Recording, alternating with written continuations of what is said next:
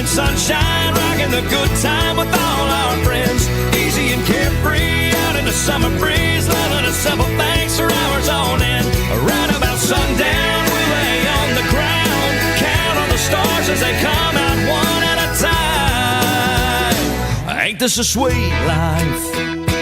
Hey everybody, I'm X Factor winner Tate Stevens, and welcome to the Sweet Life Podcast, where we talk about everything from music, sports, food, entertainment, and, well, just living the sweet life. All right. Well, hey everybody, it's me, Tate Stevens, along with, as always, AJ Crunk. Yep. Already drank it. Already drank it. We've been talking for like 30 minutes. Anyway, all right, man. Today's going to be a good conversation. Kind of let you in on how I prep for shows. Getting ready for this upcoming summer season.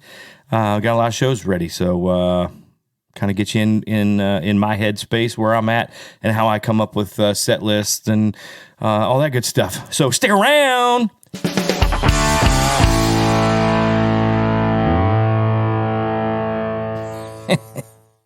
You know, a lot of people see us performing on stage. That's where they see what we do, obviously, when they come watch it play. That's the fun part of the gig. Mm-hmm. The other part, the traveling, the getting there, the work that goes behind the scenes and goes on before you ever get to that point of playing on a stage, they don't see. Some of them have no idea what we do to get ready to do a show, you know, and all that. So we're talking about that today. Yeah. It's going to be fun. And you might do things differently than I do. I'm sure a lot of people do, but this is just kind of how I do it. Yeah. Anyway, it's going to be cool. All right, so I start with kind of getting an idea of the feel of the show that I want to do. Like, where am I at? Like, where's my head at starting off the show? Obviously, you don't want to do a bunch of ballads in your show just because it slows everything down and, you know, it gets boring. And it doesn't matter how good you are. It doesn't matter how great the band or singer is. It will still get boring, right? If you're just listening to ballad after ballad after ballad. Oh, yeah. So you want the variety of tempo and you know, more medium and up-tempo stuff. Yep. Usually keeps the show moving. Oh, yeah. Now, with that being said, you know, you do need those down times of your show. Yep. You know, it's a ride. It's a roller coaster. Yeah. That's how I look at it. And some people may not look at that, you know, look at a show that way, but I do. I look at it as we're going to start off, you know, let's jump off on a really good point. So we're going to start here and we're going to climb and climb and climb. And then we're up here and then I'm going to drop the bottom out of it. Yeah. You know what I mean? And then climb. Drop the bottom, and then climb out. You got to let them rub their bellies out in the crowd. Got to let them do it, right? Yeah. So now, obviously, there are going to be there's different different venues kind of create a different feel. Yep. So you can change it a little bit. Yep. Maybe times of a show. Yeah. If you have a long show to a short show, right? Obviously, if you're doing like a short opener, you want many ballads. Yeah, no, you can't really do that. You know, so it's up, down, up, and you're out. Yep. You know what I mean?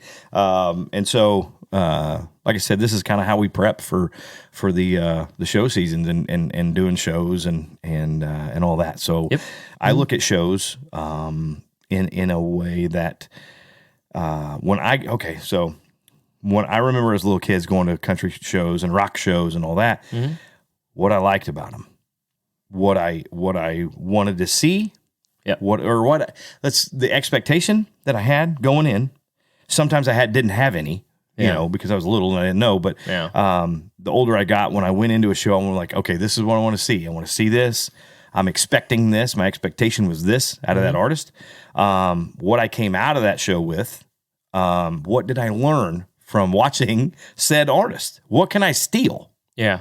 Honestly. I mean, that's how I did it. That's how, steal's a strong word, but yeah, everybody's stolen. Yeah, we do. We steal things. We see something. They're like, I could do that. Yeah. I could do that. I kind of already do it anyway, but I'll just do it like that because it's easier and it makes more sense. Yeah.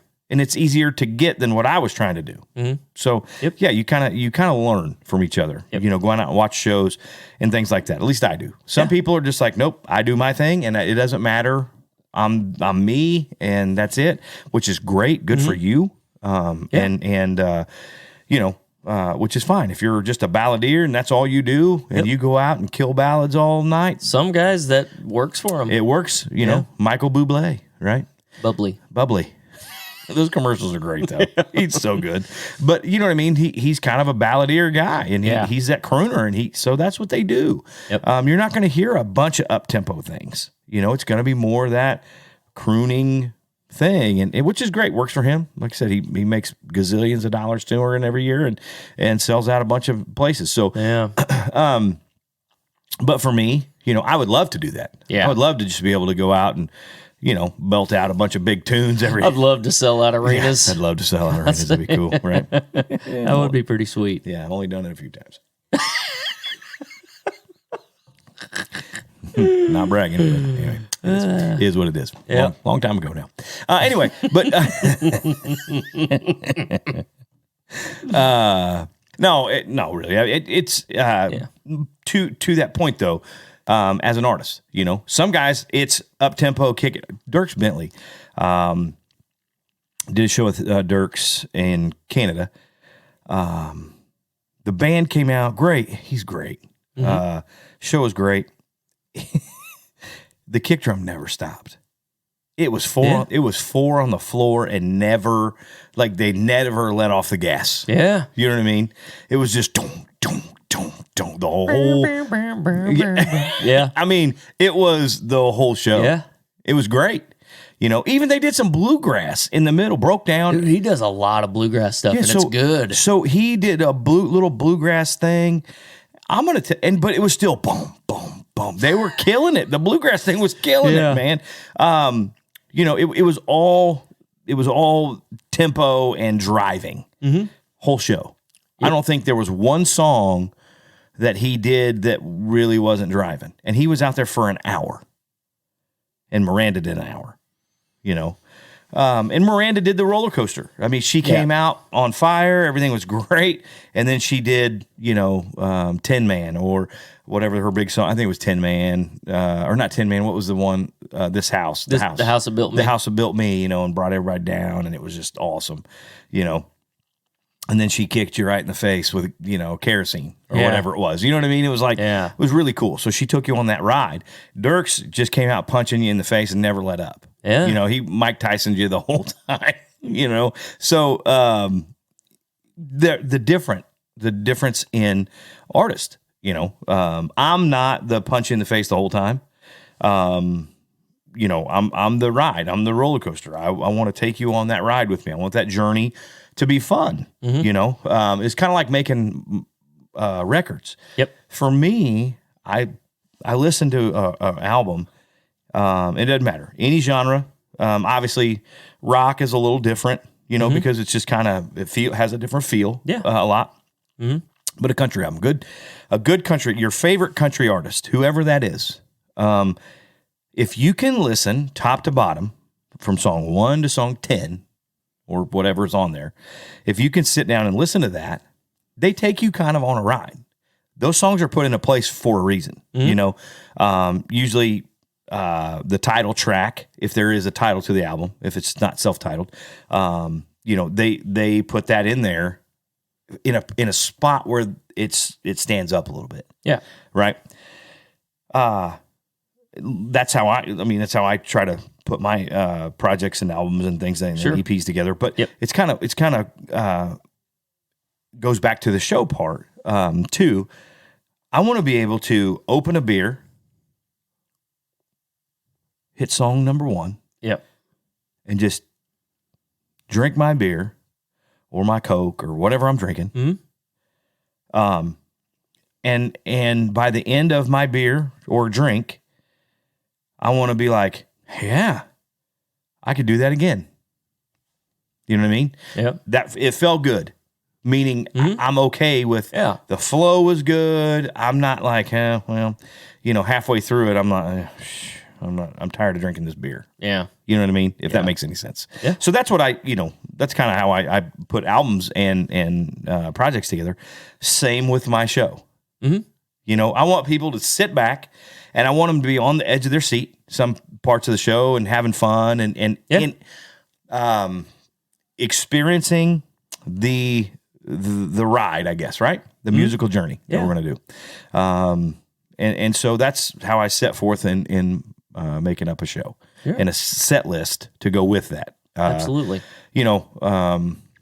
When you go to a big arena show, a lot of things help in the arenas. Obviously, the ambience, however you want to say it, of being in an arena full of people, just that alone creates an experience. Yeah. The energy just in that alone. Yeah.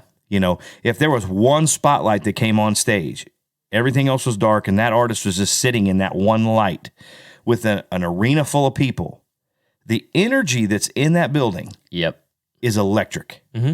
So now you light up all those lights and the moving fixtures and the stages and the backdrops that move and big video walls and all the stuff that's going on behind that artist, is creating an emotion, an energy, a vibe, or whatever they're trying to, project, right? Yeah. It's easy. No. I'm not going to say that. I take that back. It's not easy. It is easier, not as difficult. Okay. To put yourself in a huge venue with all the cool stuff. Sure. To help your show. Yeah. If that makes sense. If you have a whole huge building full of people that paid a ticket to see you. Yeah. Then obviously they're going to be there to watch you and be more involved. Sure. And, Yeah, so when we go out to do shows at whether it's a club or a fair or a festival or Casey Speedway. Kansas oh my God. We'll talk about that in a minute. I'm sure that one will come up. That was a good one. That was amazing. How could you not? Best show I ever played. I mean, how could we not have? That was the most. Oh my God, that was out of all the check boxes that you could check for a show. It had a lot of them. Had a lot of those. Let's play to 5 people and have the what was it the Johnny on the spot, the porta potty guy, the porta potty cleaner out truck. Drive right in front of the stage like multiple times throughout the show. Yeah, no, it was great. It was great. Facing the stands, facing the grandstands where 100,000 people would normally sit on a race day. And they're empty. And they are completely empty. And then so you're in the infield. Yep. Playing to 5 to maybe 100 people. Walking through when they opened. We played before they even opened the gates. Yeah, we started. Like the gates opened, and people were still out in their cars and shuttling in. And then as we were playing, like 10 minutes after we started playing, then people started walking, and they had to walk towards us, to get into the barbecue. Yeah, and we're on a big stage, big production, in the middle of the afternoon. Sun in our face. It's amazing. Feels good. Staring at nothing. Yeah. At grass and an empty grandstand that seats 100,000. And then here come kind of soul-sucking shows right there. Yeah, and it wouldn't have mattered. It wouldn't have mattered if we had fire and pyrotechnics and anything. It wouldn't have mattered. By the end of our little set, there was people standing there and watching. Yeah. And as the Johnny on the Spot truck kept going by. And when we say Johnny on the Spot truck was going by in front of the stage, it wasn't like they were out on the track going. It was literally, I could have high-fived the guy. I was going to say probably less than 10 feet from the front of the stage. Absolutely. Driving by. Absolutely. Yeah. It was amazing. It was amazing. I'm like, this is, out of all the gigs I've done, this is definitely best one of them. This is definitely one of them. I mean, we have arrived. We have arrived. I mean, oh my God. Oh, it was so anyway, good. so back to the the point I was getting at. When you're in a big arena with the big lights and the big rigs going on, it's an easier way to get people involved. And one cool thing I saw here a few years back, I went and saw the Foo Fighters at the T-Mobile Sprint. It was back when it was Sprint Center here in Kansas City. And halfway through the show, it's back. It was back whenever he still had his broken leg when he fell off the stage, and he had his big Game of Thrones, throne he was sitting on. But anyway, they wheeled it all the way down to like the middle of the arena, like it had a big long ramp and goes to the middle of the arena. They shut all the lights off, and it was just lit up by people's cell phone lights. Right. And he did, what was it, Big Me, I think? I can't remember which song it was. One of the slow songs, he just did it, just his guitar and his vocal, and just sang. Yeah. And people were singing along, had their phones up, and it was just like, oh my God, this is like the coolest thing ever. Yeah. And again, you're there to see the Foo Fighters. Yep. You have an expectation. Yep. You know the songs. You're going to meet that. They're going to meet or exceed your expectations. Yep. Some artists do not do that. Yeah. Some artists do not exceed or meet your expectation when you go see them for whatever reason. Maybe it's just they're off that night or whatever. You know what I mean? It was just okay. Yeah. I've seen a few of those where I'm like, I'm really excited, and I'm like, yeah, that was just okay. Man, I wish that was better. I'm sure. But. In the same thing, you're in an arena, and it is a thing that they do. They know whether he had a broken leg, or he was perfectly healthy. Yeah, he's gonna walk out or go out on that ramp, wheel out on that ramp, and just him and his guitar, and he's gonna sing that one song, and people are going to love it, and they're all gonna light him up with their cell phones. Yep, you know what I mean. Let's say we're playing the Podunk County Fair. Which we will. And they're fun. Yeah. But so how do I go about putting a show together to not necessarily meet anyone's expectation outside of my group of people? If that makes any sense? Because at this point you're playing to entertain people, but like I still have to be entertained with it. If that makes any sense, I have to like my show. Sure. If that you got to sell it. Yeah, because I have to sell it to people. And if I'm having fun and everybody on stage is having fun, then they're going to generally have fun. Yeah. You can't I don't care. Garth Brooks doesn't make everybody happy. I've heard people, Garth Brooks was crap. I didn't know why. And they're the ones out there at the show going, yeah, but when they leave and they get home, it wasn't that good. You know what I mean? Whatever. So you can't please everybody. Yep. What'd you think about the Super Bowl halftime show? Super Bowl halftime show. I thought it was good. Yeah. I didn't understand. Okay, I don't know who Kendrick Lamar is. So Hayden and them, they know him. The younger people know him. Yeah. And they know his music. Yeah. I didn't know him or his music. So to me, I'm like, all right, hurry. Yeah. Yeah, you know right. what I mean? Because look, Snoop hadn't had a single on the radio in 15 years. He's 50 some years old. Yeah. But it's Snoop Dogg. It's Snoop Dogg, man. It's like he is that world's Willie Nelson. Yeah. Oh, well, yeah, for real. So did you see all the clips of him smoking dope as he was bending down, taking a few more hits before he started? I'm like, yeah, that's Snoop Dogg. Man. Yeah, that's Snoop.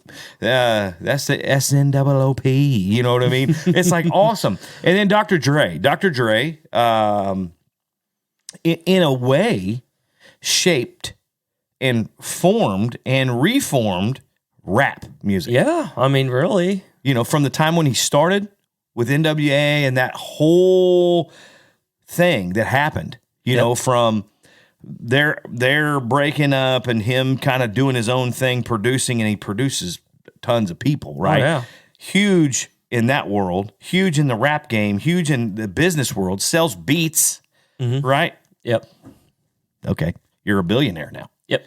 So, for him, and you kind of, again, he's Snoop Dogg. Sure. Yeah. You know, and it doesn't matter if you like music and we're kind of into all musics. Yeah, musics. I did it again. If you're into all genres of music, then you would know. As soon as the beat dropped, Ashley's like, "Oh my gosh," and I was like, "La da da da da." You know what I mean? We're singing along, and it was good. It was really good. Yep. And I'm like, okay. And Mary J. Blige, you know, she was awesome when in her prime. She was awesome. Yeah. You know, and even she did great. You know, and then everybody's making fun of 50 Cent. They're all like, he's like $1 now. He's a little bigger, you know. He's a good 75 cents and change now or whatever. Yeah. And, you know, 50 Cent went from 50 cent to $1.50, you know. Yeah. But it's like, he did great. Yeah. And I don't know if people saw him pull himself up into the rafter of that little building thing he was in. So he walks out, and it's people. I don't know where they get some of their foot. Maybe people in the stands filming. Okay. And then they post it on social media. He walks behind the dancers, walks up, grabs a hold of the top, does a big old pull up and pulls his feet up, and then pulls himself up, and then he hangs back down with his microphone and starts rapping. I couldn't do that. I don't know too many people who could do that, honestly. Right? And he's hanging upside down rapping. Yeah. Like he did in the video. I guess that was how he was in the video. He was upside down for part of it or whatever. Yeah. Nope. I could have done that. They were like, Tater, pull your feet up, hang from your feet. That's not going to happen. Well, it was funny. You know, and then, of course, Eminem. Oh, yeah. Yeah. And so after that, Eminem, whatever. It is what it is. Probably the most successful artist in rap music, you know. Yeah, probably. I mean, honestly. right up and there. It's funny because after the Super Bowl, there's been so many people posting and reposting what 50 Cent said a few years ago about Eminem. He's like, look, hip hop is, you know, for black artists. And some of them can't take that there's a white artist that does it better than all black artists. Some people can't take that. Mm-hmm. And they were like, he said, Eminem isn't to be messed with. Like, he's not, you know, he's like, and he said, whoever you think the best hip hop artist is, put him in a room with Eminem, and Eminem's going to eat him alive. Yeah, probably. And he goes, it's just, that's how it is. That's the way it is. Yeah. And it's like, wow, you know. So I've you know, just like watching all these little social media posts about all that stuff. But all in all, I thought it was good. Yeah. I thought, you know, I know now people are like, Eminem, the NFL told him not to kneel down, and he did it anyway. Well, I'm like, look, man, whatever. He's going to do whatever the hell he wants to do. He's Eminem. Yeah. What are they going to say? Eminem, you can never do a halftime show again? Oh. Okay. Didn't do a lot for his career. You know what I mean? Yeah. The halftime show. He's already a megastar. Who Yeah. cares what you say? Yeah. You know what I mean? So, but I thought it was good. Yeah, I thought it was good. Now everybody's like, "Oh, it was the best halftime show." I'm going to say no. No. I'm going to say no. I think of two right off the top of my head that were better. Michael Jackson? Three. No. Three off the top of my head. Bruno Mars. Yeah. Bruno's was great. It was good. Because he's just super talented. Yeah. And he was killing everything. Yeah. Prince. See, I don't remember. Okay. So go back and watch Prince's halftime show. Okay. You know who He starts playing Purple Rain, and it starts pouring down rain. And he's wailing away on his guitar, covered and just standing in pools of water, and he's really playing. Yeah. It is freaking, it's the best. You know who hasn't played a halftime show? Me. Well, you know who else hasn't played a halftime show? I don't know. Garth. Yeah. I wonder why. I don't know.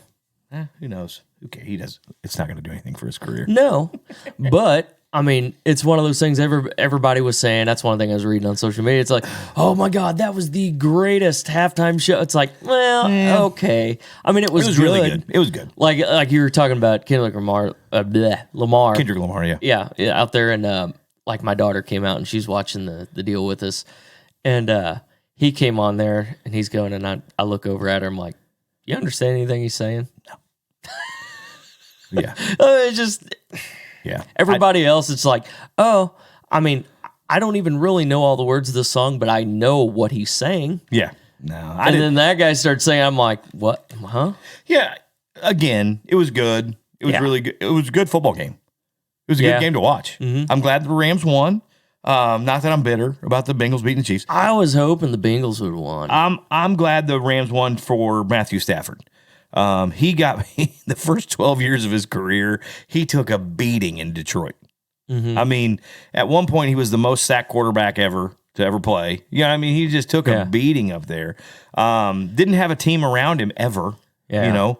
And so it was good for him. I mean, he was due, I think. I mean, I think he had paid his dues in Detroit for sure. And then, you know, and they didn't even know when he got to LA, they didn't even know if he was going to be able to play. Yeah. Like, is he still okay to play at this level? You know what I mean?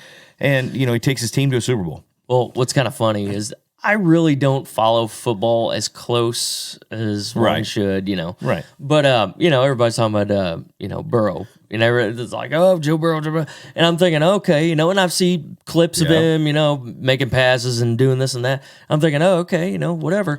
And then it wasn't until the Super Bowl I was watching and actually saw him, like, without his helmet on or anything. I was like, dude, he looks like a 13-year-old kid out there. Yeah. Like, holy He's only played in the league 2 years. Last year, he couldn't even play because he blew his knee out. Yep.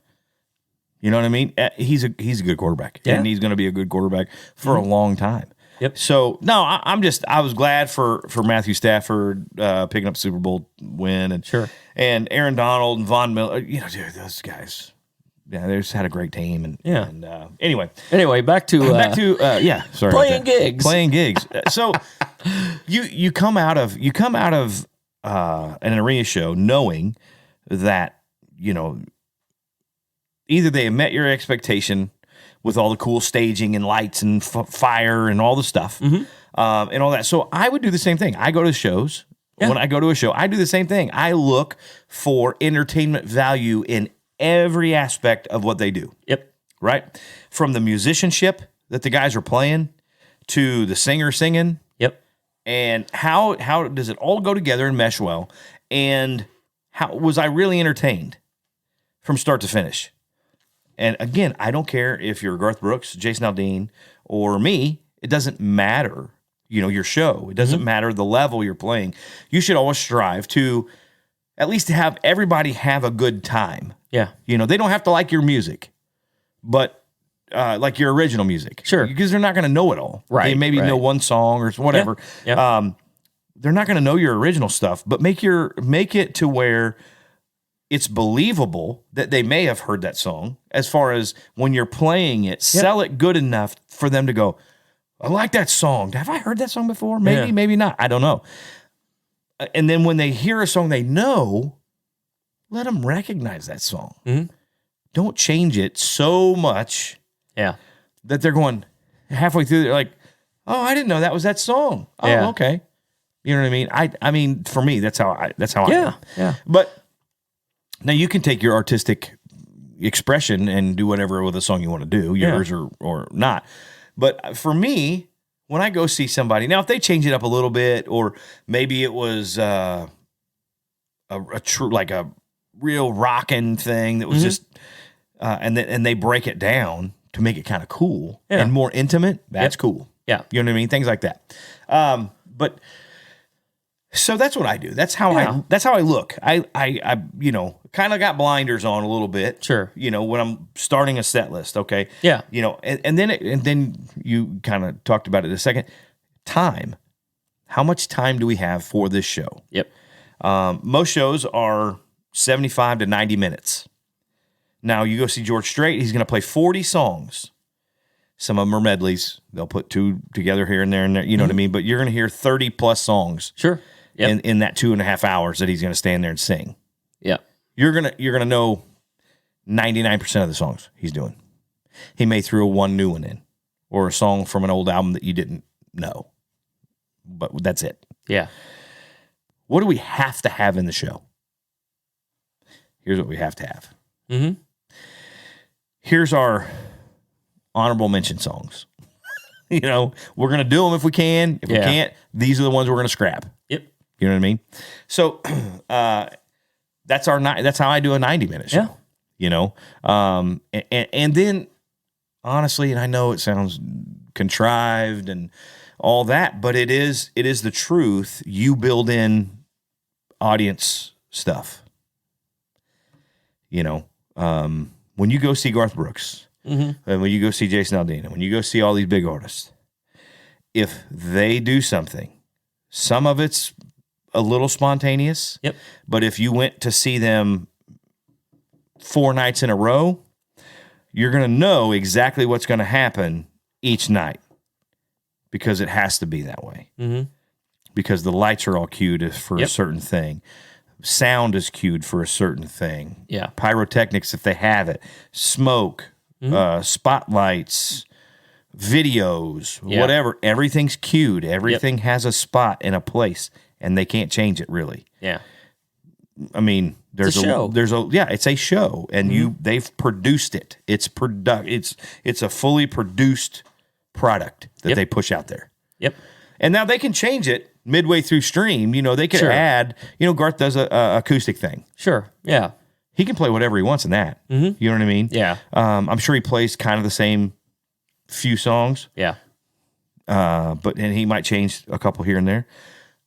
But it's going to be basically the same. He's going to say basically the same thing in his show. Yeah. That cues the band, cues music, cues lights, cues videos, cues whatever. You know what I mean? Mm-hmm. I do the same thing.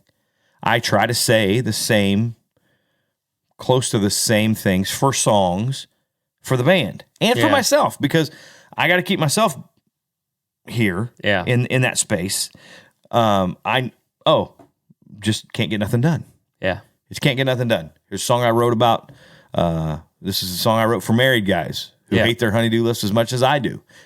That's what I say. Yeah. 99% of the time. Mm-hmm. I could add a few words here and there. Yeah. Yeah. But it's going to be, you're going to know. You won't even have to look down at your set list. You know? You're going to hear, here's a song I wrote for all the married men.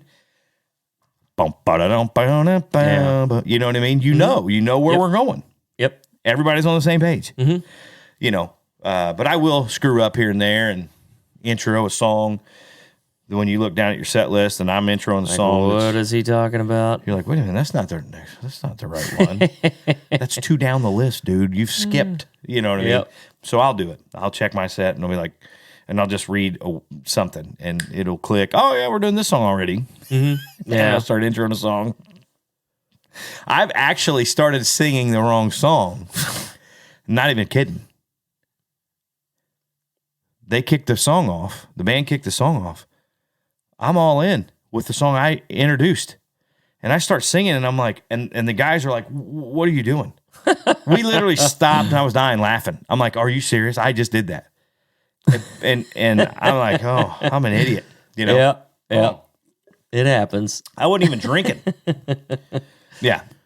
An hour show to me is probably, that's the best time spot is an hour. Mm-hmm. You know what I mean?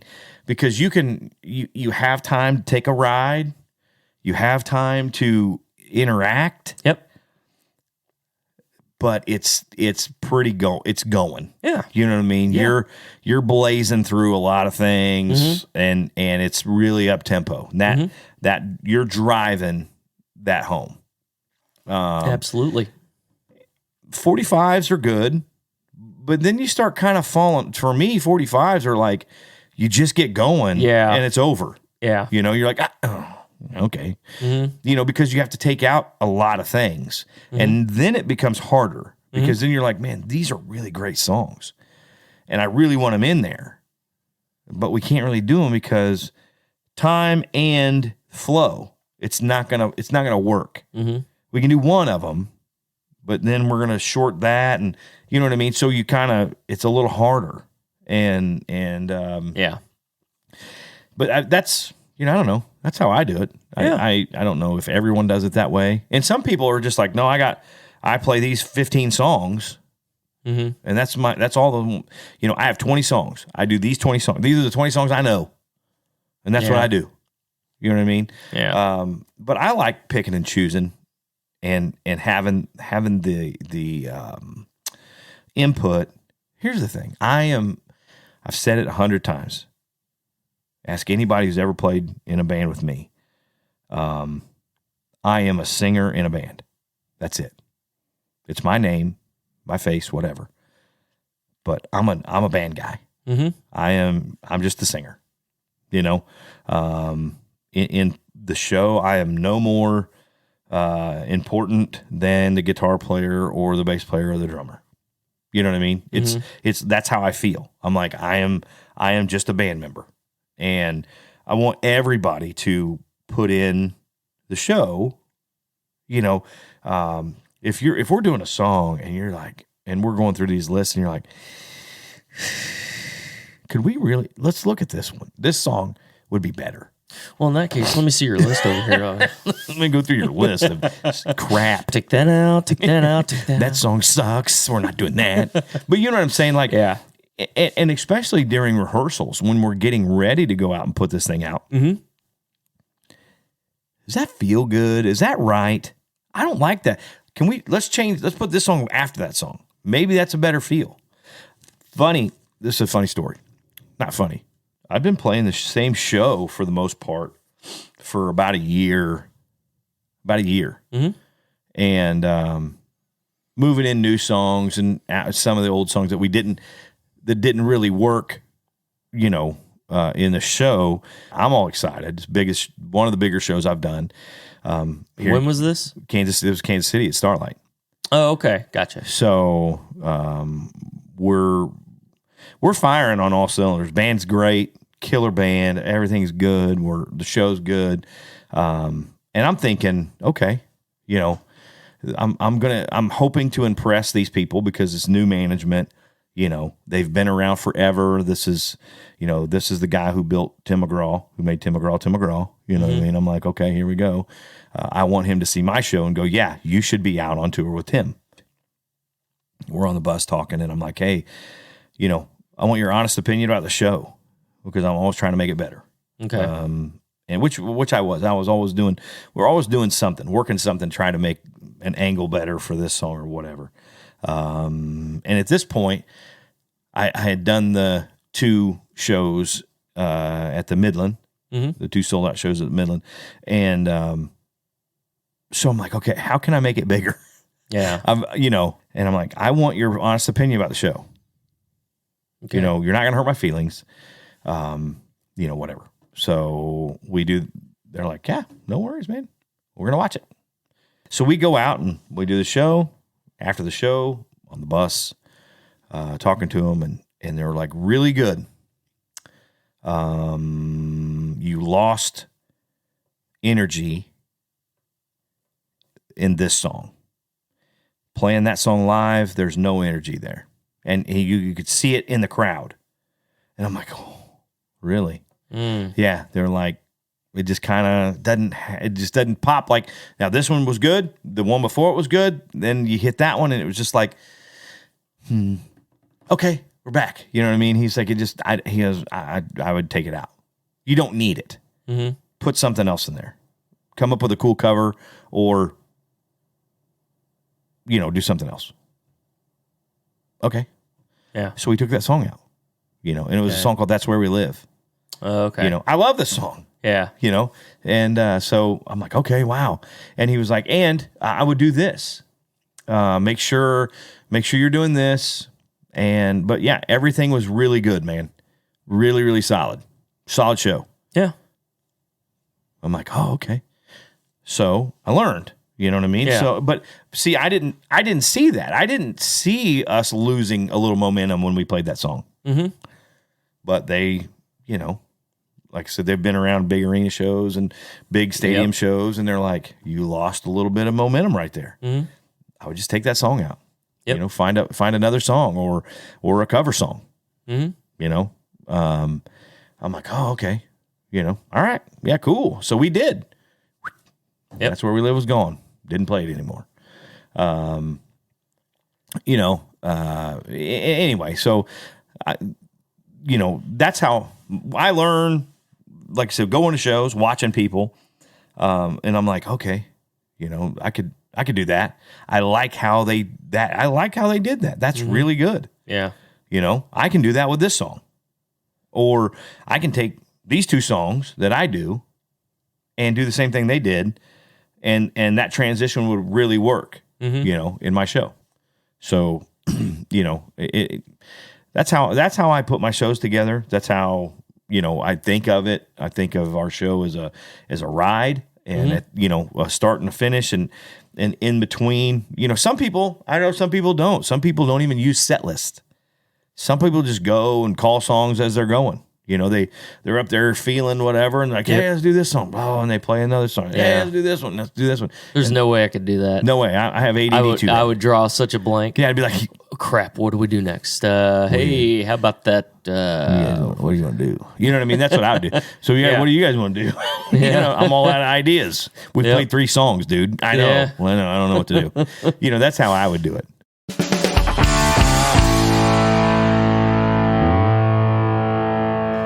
All right. Yeah, man. So I know we were going to start a new thing for our podcast. I don't know if you got time to do the music for it yet or not, but no. And oh man, I'll think of something. Okay, I'll think of something. Right. But we, by the way, we have a review.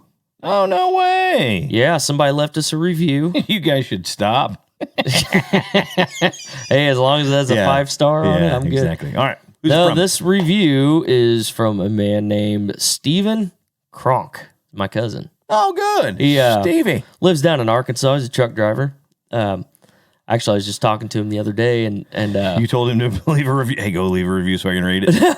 Well, no. He's just like, man, he goes, I listen to podcasts. Like, he listens to Jim Cornette's podcast and all this kind of stuff. Corny. Yeah. And he's like, yeah, I listened to that. And he goes, I didn't even really know that you guys had a podcast. So I saw something the other day I posted about it. And he's like, oh, he goes, man, I listened to obviously he went back and listened to the one that Cousin Daryl was on, and he's like, man, I was getting choked up on that one, and he's like, yeah, I just kind of went back and listened to them all. He goes, I'm caught up. So, good. I mean, either all 30, 40 or whatever 30 it is, something, whatever it is now, but he just left us a 5-star review, so thanks, Steven. It says, love the podcast. As a Walmart truck driver, I drive all night, so laughing my butt off helps me stay awake, and it was good hearing Daryl's voice again, or D's voice again, so we call him D. Yeah.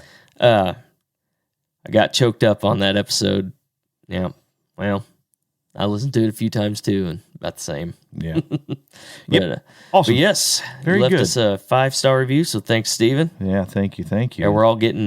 tell you all your truck driving friends that that's right. We're out here. Yeah, that's right. And leave spread us reviews. The word. Yeah, spread the word. And when you hear this, we need you to share it. So make sure you go and leave us a 5-star rating on Apple Podcast. And every podcast, wherever you get them, leave a good rating for us. But also leave a review. Just even if it's just, hey, great job, or you guys suck, whatever. It doesn't even matter. Just leave us a review so we can read it, and we'll get better. And if you want to hear something, you have a question about, hey, how is this, or how do you do this, or whatever, leave it in there, and we'll get to it. We'll answer.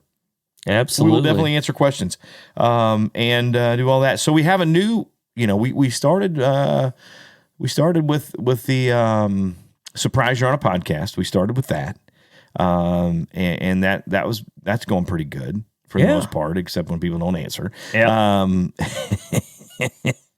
And we got a new segment going to come up. It's going to be great. It's I'm not going to tell you what it is until you hear it, and it'll be a new segment we have each week. AJ's going to provide some really good intel on that, and it'll be good. It'll be good. Yeah, it'll be good. It'll be good stuff. So I was actually just thinking about that today. I was like, man, I need to finish that song, I keep forgetting. I forgot about it.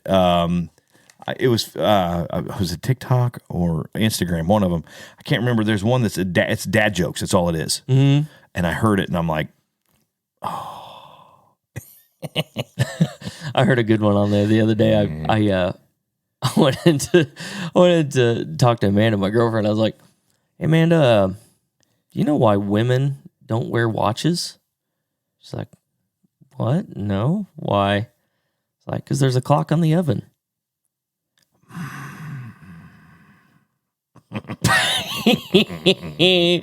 She didn't like that one. But Well,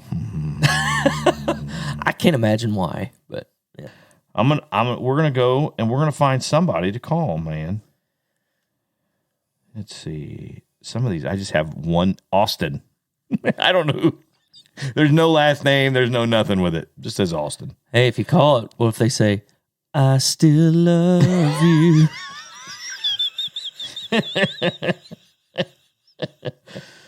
Oh, boy. Oh, here we go. Let's call. I don't know. He might be working. Here we go. Who is it? Bobo. Let's call Bobo. He better answer.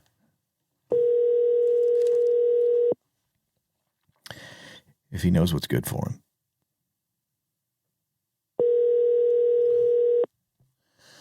What the hell do you want? Surprise! You're on a podcast. What you doing? Oh, man. What are you doing? Washing dishes. Washing dishes? Well, yeah. I own a restaurant. Oh, yeah. I forgot. Just putting bottle washers. Yeah. Well, you're on our podcast, just so you know. Awesome. Hey, pod people. All the pod people. Oh, yeah. What's going on? So we're here with Bobo. Now, okay, Bobo's played drums for me for like 5 years now, right? 6 years. 6. A lot of years. A lot of years. Long time. And Oh, we go way back. we go way back. We just a super good guy, good friend, love him to death. But we've been talking today's podcast. We were talking about shows and how we put together shows as far as 90s, 75s, 60s, and everything like that. And I was kind of describing how I put together shows and you know, you take people, if you have a 90-minute time spot, you know, you kind of take them on that long journey, like a roller coaster, up and down, you know, your tempo wise, you know, you take them through that roller coaster and all that. And I was just, yeah. If you do more than 3 slow songs in a row, you need to hand out pillows and blankets. Mm-hmm. Exactly, and that's what we're talking about. And a lot of people don't understand that there is kind of a formula, or not really, not formula. Maybe not formula, but that might not be the best word, but or the term. But it is kind of a you want that emotional movement, fluidity throughout the show. You know, you keep them up, drop them down, keep them up, drop them down, and keep them up. You know, that's the way you transfer your energy to the crowd. Yeah, absolutely. And so a lot of people, again, they just see us playing on stage. They don't see the time that goes into putting songs in order that makes sense, as far as keys and tempo and to make easier transitions. You know, because of a key change, or they're in the same key or same, you know, meter, you know, time or anything. So they don't see that. And it's hard. That's actually, there's an art to it. I'm not great at it. There is. But I know, but then again, I know guys who can get up there and they're like, oh, we're going to play for an hour. They don't even have a set list. You know, they know what they're going to start with. Just read the crowd. Yeah, and they just go. And I've never been able to do that just because ADD is a bad thing for me anyway. And I'll get up there and see some shiny things and I'm, you know what I mean? It's like squirrel. There we go. Squirrel. Yeah. What do you guys want to do now? I don't know. Well, we're 3 songs. We're 3 songs into this set. We got to do something. You know, we got another 50 minutes to kill, dude. Let's go. You know, we're losing them. Exactly. So how's everything going? How's Sweeties? How's that going? Is it good? It's going good. We've been open at night since the first of the year, and it's bonkers. We got the restaurant going. We got a food truck. We just bought a horse trailer. We're going to turn into a coffee truck. Booking weddings. Yeah. Nice. It's insane. So Sweeties is just for people who don't know, Bobo and his wife, they opened a restaurant, and it is a pay as you can. Yeah. And I guess that's right? Pay as you can, or pay. Yeah. If pay what you can. We have a hot bar, and it's pay what you please. Yeah, pay what you please. Tuesday through Thursday.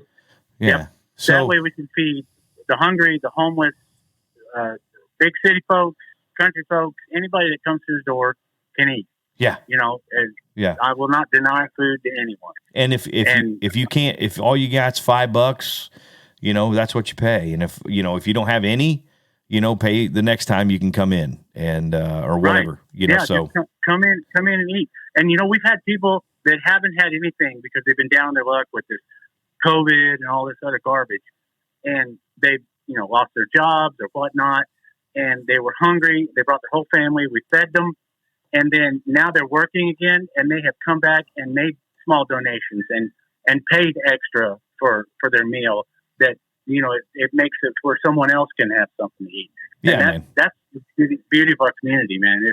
We would not be here without our community. Yeah. And that's, you know what, here we are in a time that I've never seen in my lifetime, us being so divided as a country. And it's crazy. And for what you guys have going on for, in the area. Now you guys are out of, it's not Birmingham. It's, yeah, we're north of Birmingham, about 40 minutes. Okay. All right. So, it's like, you're just trying to help people. And I say it every time I do my big speech in the show. This country was built on good people doing good things for other people. And, and that's what you guys are doing, out of the goodness of your heart. You come up with this idea, for that area because there was no one doing it in your area. And there's other people that have them. I know John Bon Jovi has a place, or he might have two now. Yep. He's got two. It's called Soul Kitchen. I've never been there, but he was part of our inspiration. Yeah. And there's another place in like southeast Alabama. It's called Drexel and Honeybees.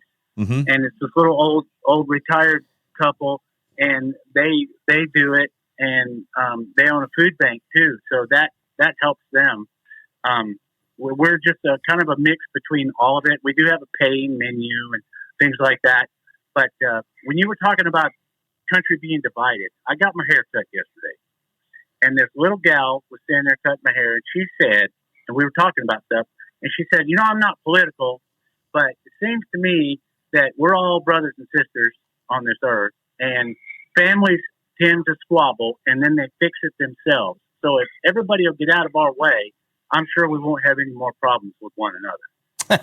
I thought that was pretty genius. That's pretty good. That's pretty insightful. That was real good. Yeah, that's pretty insightful. Yeah. She gave me a darn fine haircut. Well, that's good. That's good. That's good. So, like I said, I just wanted to call you.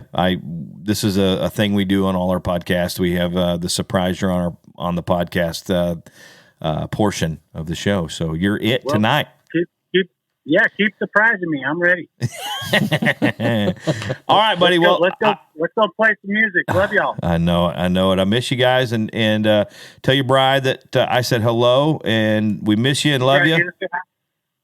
What's hello, that? Tate Nation. Oh, how are you? I didn't know you got to wash dishes too. No, I was on here on a break listening to this important podcast. Oh, well, so we'll watch this together. Yeah, see? There you go. All right. Anyway, yeah, we just, like I said, wanted to call and check in and see how you guys were doing and hopefully everything is good and all that. Well, it's great, and we love y'all. Yep. All right. Well, I'll let you get back to it, and we will talk soon, my friend. All right. Bye-bye. Bye-bye. Yeah. Old Bobo, man. Bobo he's as good as they get, dude. I love the man. He's crazy, dude. It's so good.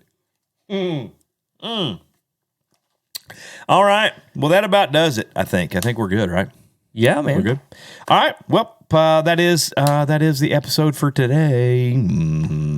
Yeah, keep leaving those reviews and the 5-star ratings. We will read them live on the air. Live on the air.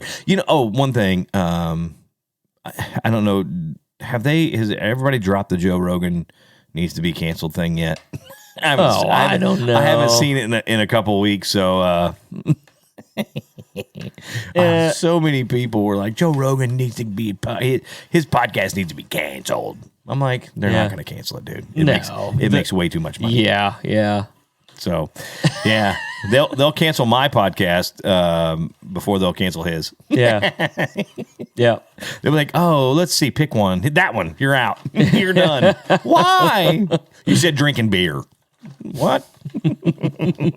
Yeah. You keep saying musics. Yeah, you keep saying musics. You're an idiot. It's really upsetting the audience. I know it is. I can't. I don't know why I say things like that. It's just I'm not real smart. But anyway. All right. That's it. We'll see y'all next time. Ain't this a sweet life? Hey guys, thanks for listening. Want to ask a question for a future episode? Well, hit us up on Facebook or Twitter with hashtag Sweet Life Podcast. And be sure to give us a 5-star rating and hit that subscribe button. Leave us a review on Apple Podcasts, Google Play, Stitcher, or wherever you get your podcasts. Make sure you follow me on Facebook, Instagram, and Twitter to stay up to date on the latest news and information for the Sweet Life Podcast. And we'll see you next time.